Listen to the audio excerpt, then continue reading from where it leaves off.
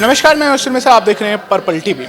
International purple fest 2025 अपने तीसरे season को समापन की तरफ बढ़ रहा है और इसमें बहुत सारी चर्चाएं हुई, बहुत अच्छे मुद्दों पे बात हुई। समावेशी को लेके जो भारत का दृष्टिकोण है उसमें 21 देशों ने पार्टिसिपेट किया और इस आयोजन में बहुत सारे भागीदारियां रहीं। उनमें से एक पर्पल एम्बेसडर हैं डॉक्टर आदित्य लोहिया जी, हमारे साथ हैं। सर, आपका पर्पल टीवी पे बहुत बहुत स्वागत है।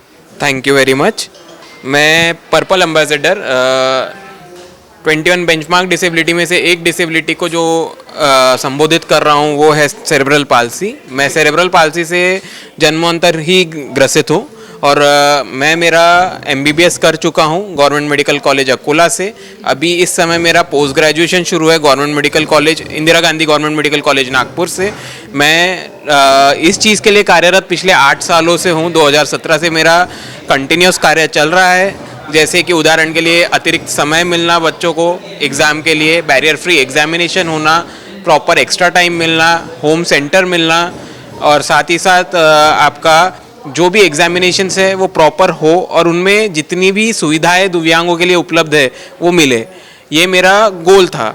साथ ही साथ मुझे इसके पहले 2 अवार्ड स्टेट लेवल पे मिल चुके। एक NCDPD नेशनल ऑर्गेनाइजेशन जो कि दिल्ली का है, वहाँ से मिल चुका है।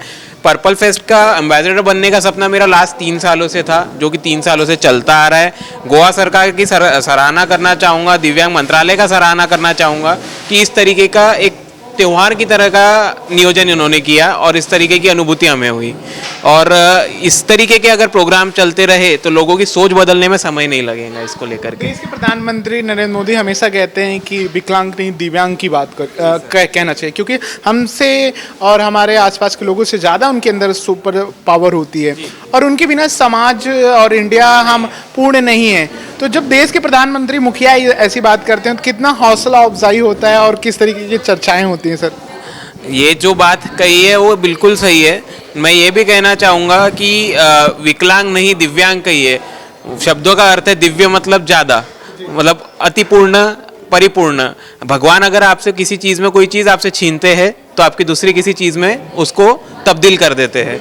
उदाहरण के लिए किसी के पैर चले गए तो उसकी कोई और क्षमता में तब्दीली कर दी गई, किसी की आंखें चले गई तो उसको और किसी क्षमता में तब्दील कर दिया गया। तो ये कहने में कोई गलत नहीं है, लेकिन एक सामान्य समाज को समझकर चलना होगा कि दिव्यांगों को हमसे अलग न रख करके हमारे साथ में मिला करके चले तो इंक्लूजन का जो क्राइटेरिया है वो भी परिपूर्ण होगा। सर, ओवरऑल कितनी होप देख रहे हैं इस तरीके का इवेंट? गोवा पहला ऐसा राज्य है जो लगातार 3 सालों से करा रहा है।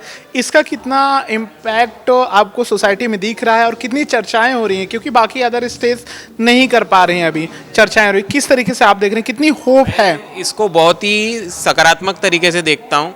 भले ये 3 दिन का इवेंट है लेकिन एक कुछ समय के लिए थोड़ा सा इम्पैक्ट छोड़कर जाता है। जो कुछ लोग यहाँ इन्वॉल्व होके जाते हैं उनको एक देश विदेश में ख्याति मिलती है, उसके साथ में एक हौसला अफजाई होती है।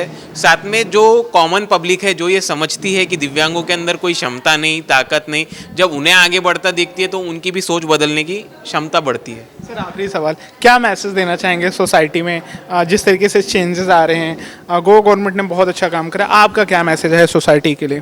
सबसे पहले तो गोवा गवर्नमेंट की फिर से एक बार सराहना करना चाहूँगा। दिव्यांग मंत्रालय प्लस आपका स्टेट गवर्नमेंट ऑफ गोवा का दिव्यांग मंत्रालय, उसकी भी सराहना करना चाहूँगा। ताहा हाजिक सर को धन्यवाद देना चाहूँगा, प्लस आपके गुरु पावस्कर सर को धन्यवाद देना चाहूँगा कि इतना बड़ा इवेंट उन्होंने कंटिन्यूसली 3 साल तक के चलाया।